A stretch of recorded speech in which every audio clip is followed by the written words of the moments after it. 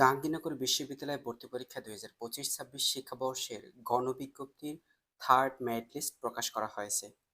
শিক্ষার্থী বন্ধুরা, third merit লিস্টে যারা সাবজেক্ট পেয়েছে তোমাদের ভর্তি কার্যক্রম নিয়ে ভর্তি বিজ্ঞপ্তি প্রকাশ করা হয়েছে এবং ফোর্থ মেরিট লিস্টে কারা সাবজেক্ট পাবে এবং ফাইভ লিস্ট দেওয়া হবে কি নাকি সিক্স লিস্ট দেওয়া হবে কি হবে না সেই সংক্রান্ত বিস্তারিত অ্যানালাইসিস করবো আজকের প্রতিবেদনে। শিক্ষার্থী বন্ধুরা, তোমরা যারা থার্ড মেরিট লিস্টে যে কোনো একটি সাবজেক্ট পেয়েছো তোমাদের অনলাইনে ভর্তি কার্যক্রম সম্পন্ন করতে বলা হয়েছে। আগামী 5ই এপ্রিল থেকে 7ই এপ্রিলের মধ্যে অনলাইনে তোমাদের ভর্তি কার্যক্রম সম্পন্ন করতে বলা হয়েছে এবং তোমাদের ভর্তি কার্যক্রম সম্পন্ন হওয়ার পরে শিক্ষা শাখায় কাগজপত্র জমা দিতে হবে আগামী 6ই এপ্রিল থেকে 8ই এপ্রিলের মধ্যে সকাল 9টা 30 থেকে দুপুর 3টা 30-এর মধ্যে। এবং বাকি যে ডকুমেন্টস কি কি প্রয়োজন তোমরা এখান থেকে তোমরা অ্যানালাইসিস করে দেখতে পারবে। এখন আসি তোমাদের কত দূর পর্যন্ত সাবজেক্ট প্রোভাইড করা হয়েছে। প্রথমত এই ইউনিটে মেল শিক্ষার্থীরা তোমরা যারা রয়েছে, মেল শিক্ষার্থীরা ফার্স্ট শিফট থেকে এই ইউনিটে তোমরা যারা রয়েছে দেখো এখানে লাস্ট সাবজেক্ট পেয়েছে 464 পর্যন্ত।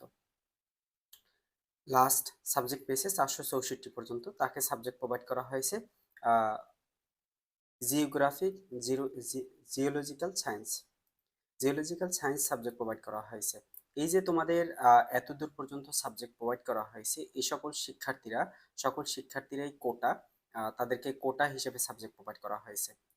এখান থেকে যারা সাধারণ শিক্ষার্থীরা রয়েছে তাদেরকে কিন্তু এখান থেকে সাবজেক্ট প্রোভাইড করা হয়নি।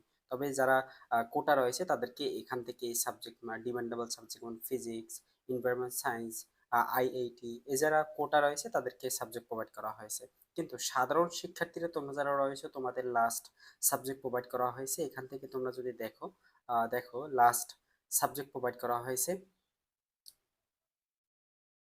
দেখো এখানে কিন্তু কিছু শিক্ষার্থীরা সাধারণ শিক্ষার্থীরা রয়েছে। দেখো এখান থেকে প্রথম শুরু হয়েছে 137, তারপরে 161, 174, 192, তারপরে 200, 203 থেকে আবার 210। এখান থেকে মাঝখান থেকে সাবজেক্ট প্রোভাইড করা হয়েছে।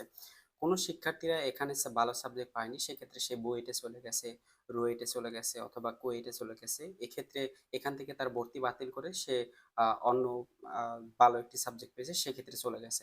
এখান থেকে যে 400-র ভিতরে যারা সাবজেক্ট পেয়েছে, এখান থেকে কোটা যারা রয়েছে তাদেরকে সাবজেক্ট প্রোভাইড করা হয়েছে। এখান থেকে তোমরা যারা রয়েছে, এখান থেকে কিন্তু যারা কোটা যারা রয়েছে তাদেরকে সাবজেক্ট প্রোভাইড করা হয়েছে। এখান থেকে তোমরা যদি বিশ্লেষণ করো, এই ইউনিটে ফিমেল শিক্ষার্থীরা তোমরা যারা রয়েছে তোমাদের এখানে শিফট টু শিফট টু থেকে তোমরা এখানে যদি দেখো 141 থেকে শুরু হয়েছে থার্ড মেরিট লিস্টে, যেখান থেকে দেখো মাঝখান থেকে তাদেরকে সাবজেক্ট প্রোভাইড করা হয়েছে।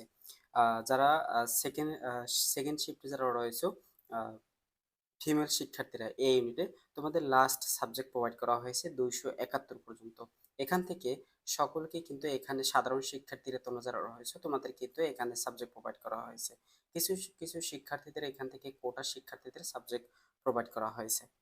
বি ইউনিটে মেল শিক্ষার্থীরা তোমরা যারা রয়েছে তোমাদের কম্বাইন্ড অনুযায়ী মেল শিক্ষার্থীরা বি ইউনিটে তোমাদের কম্বাইন্ড অনুযায়ী 520-এর মধ্যে সাবজেক্ট প্রোভাইড করা হয়েছে। তবে এখান থেকে মাঝখান থেকে সাবজেক্ট প্রোভাইড করা হয়েছে, যাদের যোগ্যতা মিলছে তাদেরকে সাবজেক্ট প্রোভাইড করা হয়েছে। এখানে লাস্ট সাবজেক্ট প্রোভাইড করা হয়েছে অ্যানথ্রোপোলজি এখান থেকে।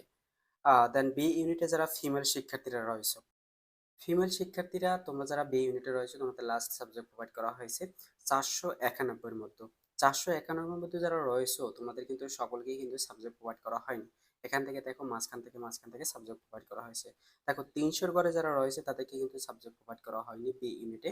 তবে দেখো 223 থেকে শুরু হয়, আবার দেখো 415, 441, 491 এখান থেকে কোটা যারা রয়েছে তাদেরকে সাবজেক্ট প্রোভাইড করা হয়েছে। ডি ইউনিটে কম্বাইন্ড অনুযায়ী ছেলে শিক্ষার্থীরা তোমরা যারা রয়েছে তোমাদের ফোর্থ শিফট অথবা ফাইভ শিফট থেকে তোমাদের লাস্ট সাবজেক্ট প্রোভাইড করা হয়েছে 405-এর মধ্যে। 405-এর মধ্যে লাস্ট সাবজেক্ট প্রোভাইড করা হয়েছে। তবে এখানে তোমাদের যে থার্ড মেরিট লিস্টে সাবজেক্ট প্রোভাইড করা হয়েছে তোমাদের কিন্তু ফোর্থ মেরিট লিস্ট প্রকাশ করা হবে।